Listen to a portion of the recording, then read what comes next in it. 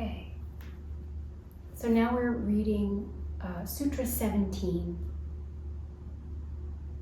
Vitarka Vichāra Asmitā Samprajñāta. Vitarka Vichāra Asmitā Vichara Nanda Smita Nugamat Samprajñāta.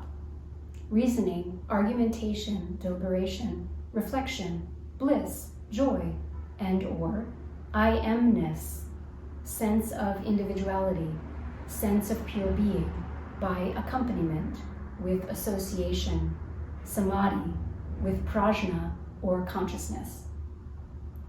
Samprajñāta Samādhi is that which is accompanied by reasoning, reflection, bliss, and sense of pure being.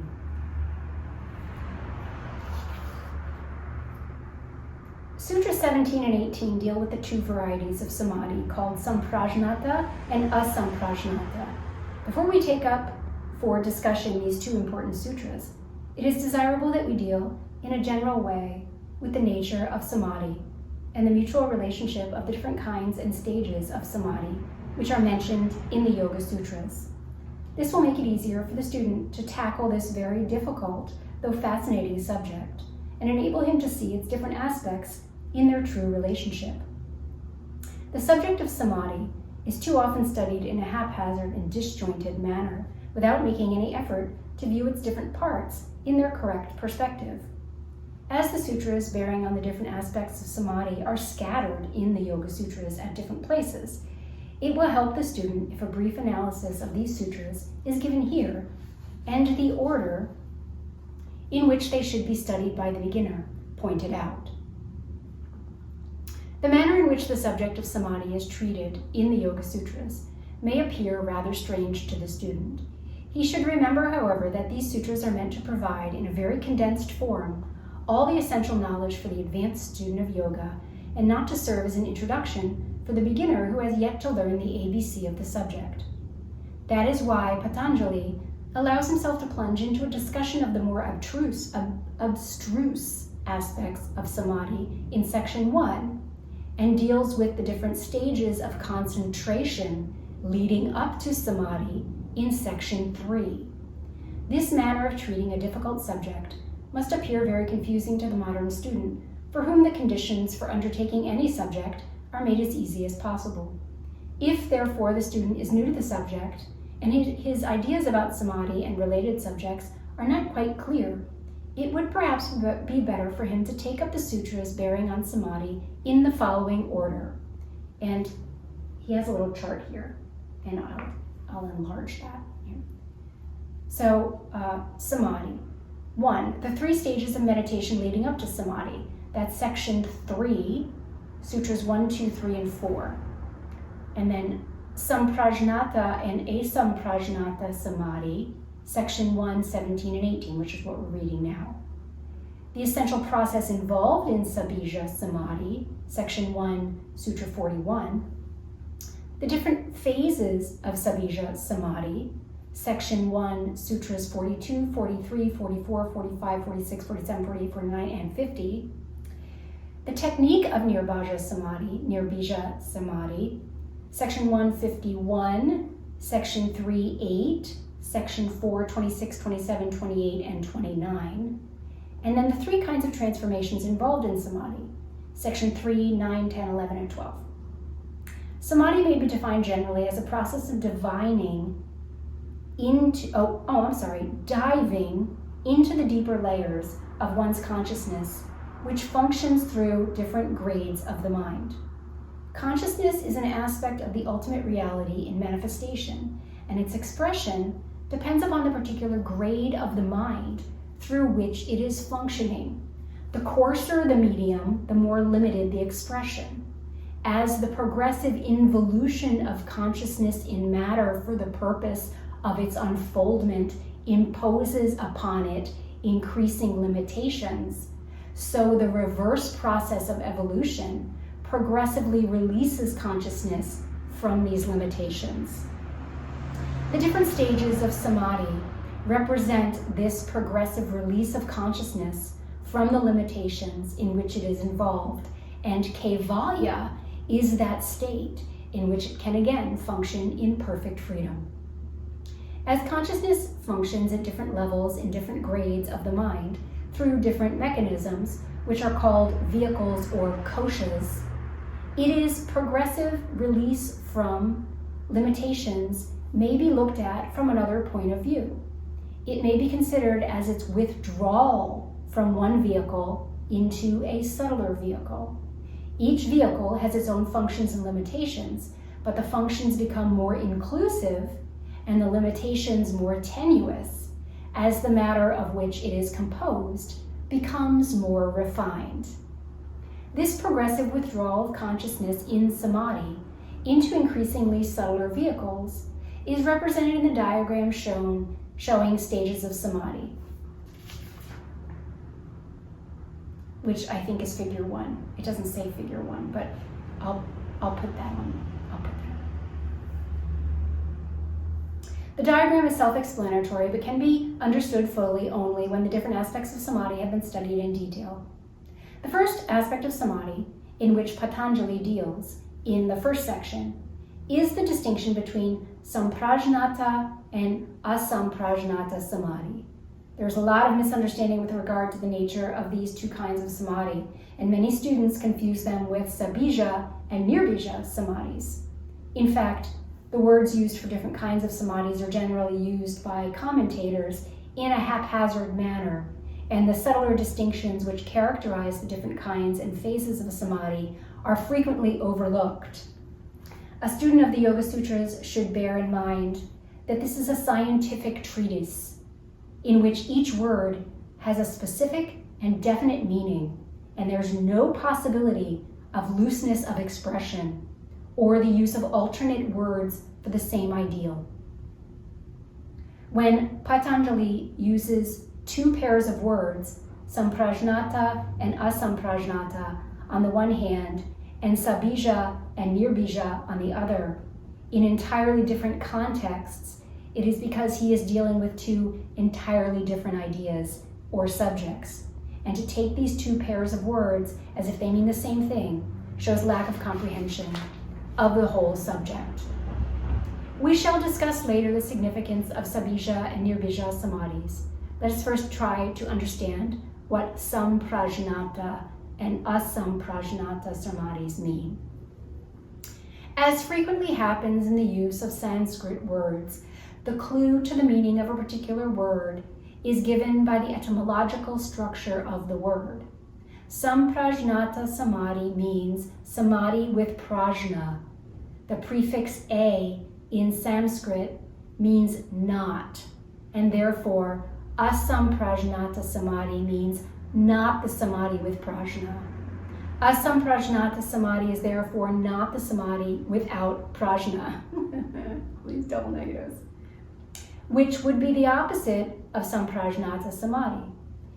It is a state of samadhi which, though associated with prajna, is yet different from Samprajñāta Samādhi.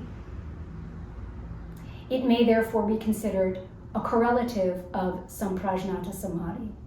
The word prajna in Sanskrit stands for the higher consciousness working through the mind in all its stages. It is derived from pra, which means high, and jna, which means to know.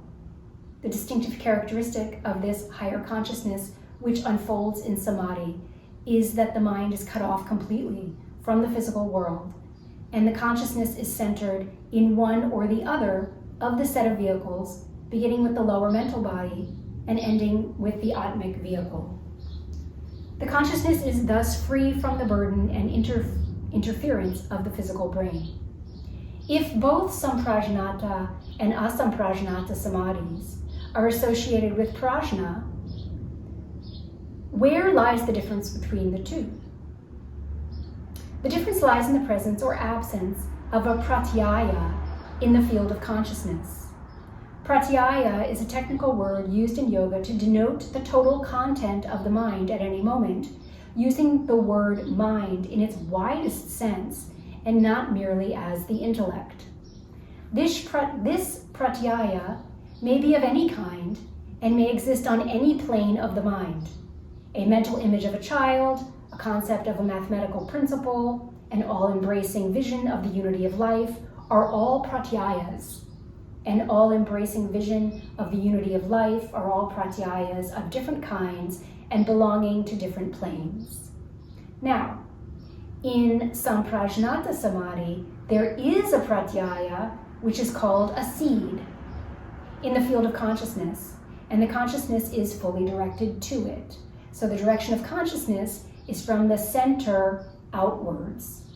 In Asamprajñāta Samādhi, there is no pratyaya, and therefore there is nothing to draw the consciousness outward and hold it there.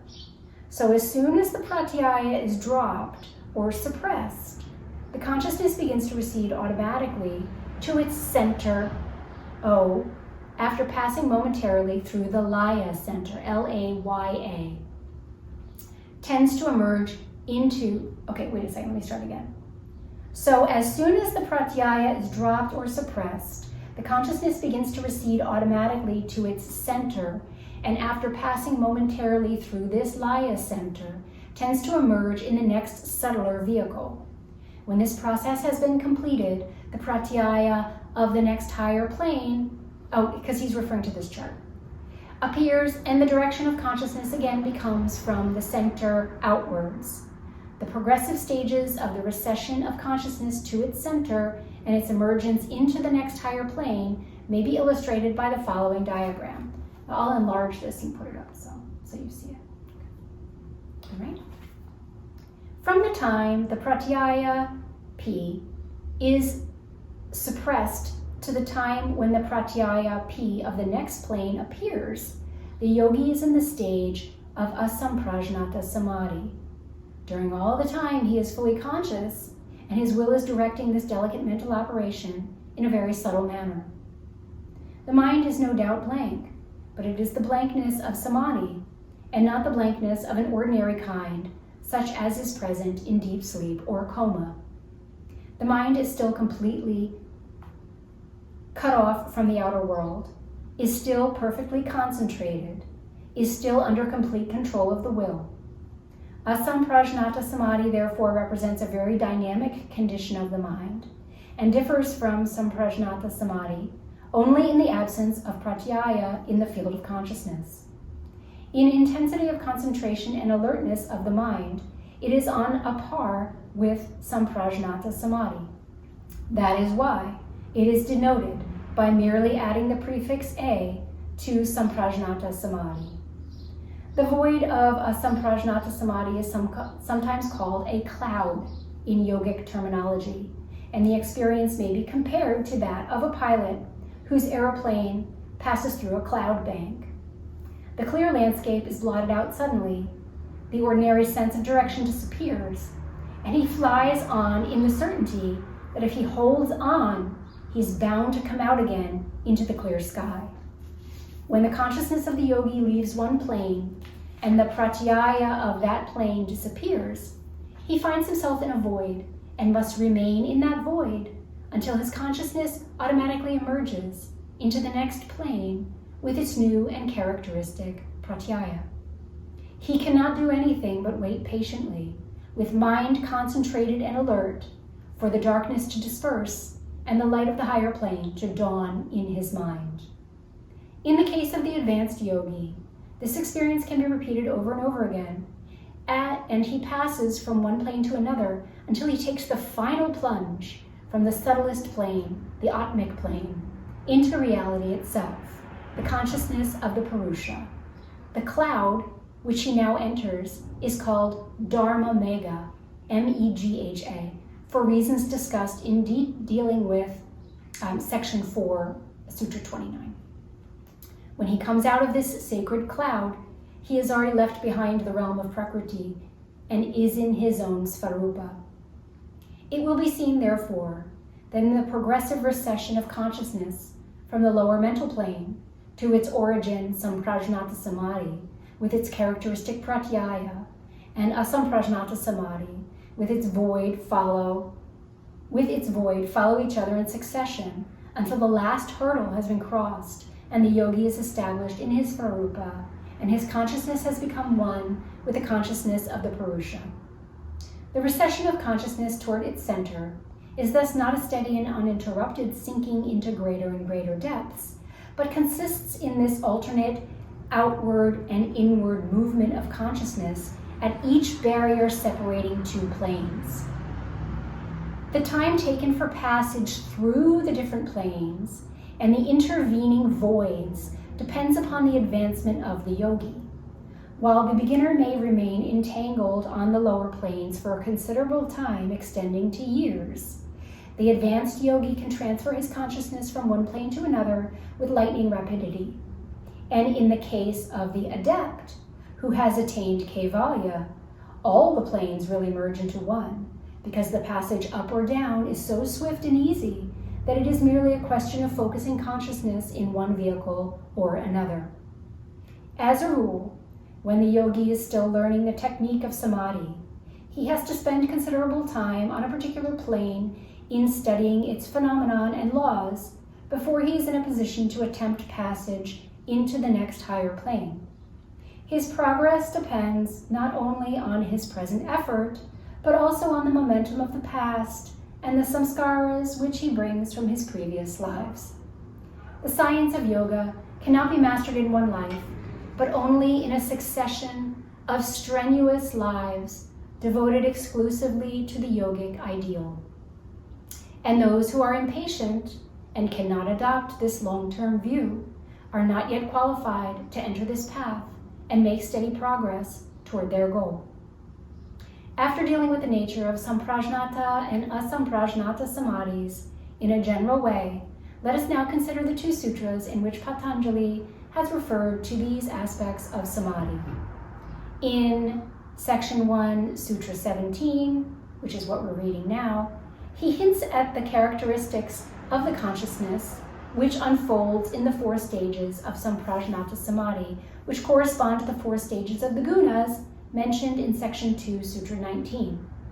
The word anugamat means associated with or accompanied by, and the sutra therefore broadly means that the 4 successive phases or stages of Samprajñāta Samādhi are accompanied by the activities or states of the mind, which are denoted by Vitarka, Vichara, Ananda, and Asmitā, respectively.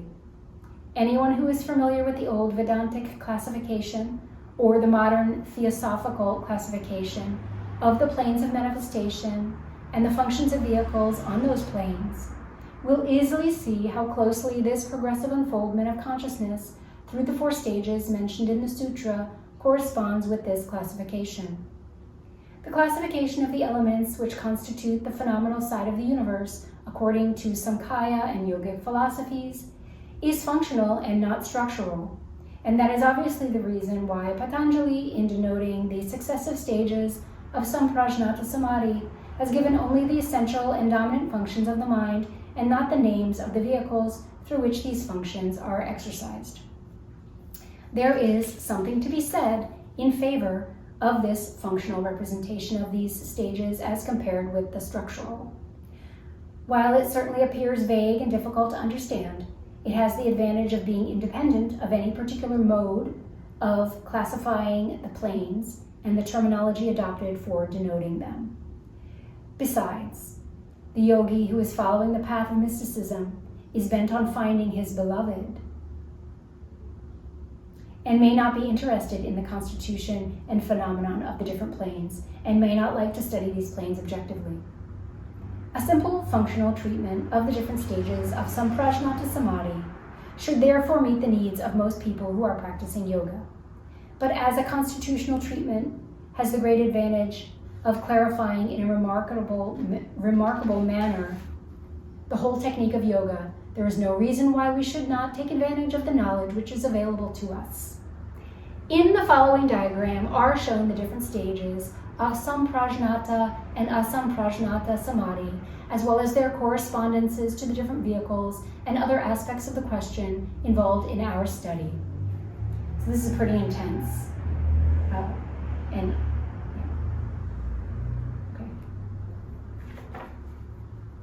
It will be seen that Samprajñāta Samādhi begins when the consciousness is completely cut off from the outer world after passing through the two preliminary stages of dharana and dhyana. In the first stage of Samprajñāta Samādhi, the consciousness is therefore centered in the lower mental world and functions through the Manomaya Kosha. The essential function of the mind in this stage is denoted by the word Vitarka. It should be noted that when a person can leave the physical body and function in the two subtler vehicles called astral or lower mental body, he is not necessarily in a state of samadhi, though his physical body is in an inert condition. He may be merely functioning in these subtler bodies in the ordinary manner, exercising his clairvoyant powers and bringing down the knowledge he has gained into the physical brain when he returns to the physical body. This state in which clairvoyance, etc., can be exercised is quite different from the state of samadhi, because the peculiar condition of the mind described in section 3, Sutra 3, is not present. Of course, we'll get to that later. The mind is directed to different objects in succession and is not concentrated upon one object. After mastering the technique of Vitarka and Vitarka phases in the first stage, the yogi practices a Samprajñāta Samādhi and withdraws his consciousness into the next higher plane, passing through the cloud which accompanies a Samprajñāta Samādhi. The consciousness of the yogi then emerges into the higher mental world and functions through the Vijñānamaya Kosha, or the causal body. The Vijñānamaya Kosha, or the causal body. The essential function of the mind working through this vehicle is called Vichara. The yogi now starts practicing samadhi on this plane, slowly masters the technique of the Savichara or Vichāra and Vichara phases, and again practices a Samprajñāta Samādhi to free his consciousness from the higher mental plane. The whole cyclic process has to be repeated twice again during the last two stages of Samprajñāta Samādhi in order to release the consciousness of the yogi from the extremely subtle and hardly comprehensible vehicles which are called Anandamaya Kosha and Atma, and whose essential functions are called Ananda and Asmitā. The significance of the words Vitarka, Vichara, Ananda, and Asmitā is explained in dealing with the four stages of the gunas in section 2, Sutra 19, and the student should refer to that sutra in this connection. The student should also note that throughout the recession of consciousness in the four stages, there is always something in the field of consciousness. It is true that during the period of Samprajñāta Samādhi, there is no pratyaya, but only a cloud or void. But a cloud or void is also a cover on pure consciousness. It is only the blurred impression produced in consciousness when it passes through the critical phase between the pratyaya of two successive planes. This phase is like the critical state between two states of matter, liquid and gaseous, when it can be called neither liquid nor gaseous. So this presence of a pratyaya, which is characteristic of all stages of Samprajñāta Samādhi, means that in Samprajñāta Samādhi, consciousness can only know the nature of something which is placed within its field of illumination. It cannot know its own nature. If we pass a beam of light through a dark chamber and then place in the path of the beam different kinds of objects, the light will immediately illuminate those objects and enable us to see them. The objects are seen with the help of the light, but we cannot see the light itself, for if all the objects are removed from the path of the beam of light, the chamber will become quite dark, although the beam of light is still there. Is there a means of seeing the light itself? There is no means of seeing physical light apart from the objects which it illuminates. But the light of consciousness can be seen as it really is, after all the stages of Samprajñāta Samādhi have been passed and Nirbija Samadhi is practiced to remove the final and subtlest veil covering reality, the consciousness of the Purusha. We have been referring to the pratyayas of the different planes, and the student might like to know what these pratyayas are like. Although efforts have been made to describe the glorious and vivid pratyayas of the higher planes by mystics and occultists in all ages, those who read these descriptions can see that these efforts are a failure. The higher the plane which is sought to be depicted, the more complete the failure. The fact is that it is impossible to have any idea of these higher planes except in the most general and vaguest manner. Each world can be known only through the vehicle which consciousness uses in that world. The successive descent of consciousness into the lower worlds is not like a progressive and general dimming of a brilliant light by a number of covers. Each successive descent involves a decrease in the number of dimensions of space and time, and this imposes at each step additional limitations on consciousness which are inherent in the working of that plane. In some of the subsequent sutras, the nature of the different kinds of samadhis is further elaborated, but it will be seen that no attempt is made anywhere to describe the experiences of the higher planes. The knowledge which these sutras give is like the knowledge derived from the study of the map of a country. A map does not give us any idea regarding the landscapes, scenery, etc. of a country. It can merely give us information regarding the relative positions and contour of different parts of the country. If we want really to know the country, we must go and see it ourselves. So if we want to know what these higher planes are like, we must practice samadhi and come into direct touch with them through their respective vehicles. And even when we have seen those planes ourselves, we are unable to give to others any idea about them. Such knowledge is always direct and incommunicable. Okay, so that was Sutra 17. That was a long one, so I'm not going to go to 18 right now. I'm going to stop there for now, but I am going to read you what 18 is. The remnant impression left in the mind on the dropping of the pratyaya after previous practice is the other, or a Samprajñāta Samādhi. So he's still trying to make those distinctions between Samprajñāta, Samprajñāta. Okay. That was a lot. It's really hot in here. Can you see me sweating?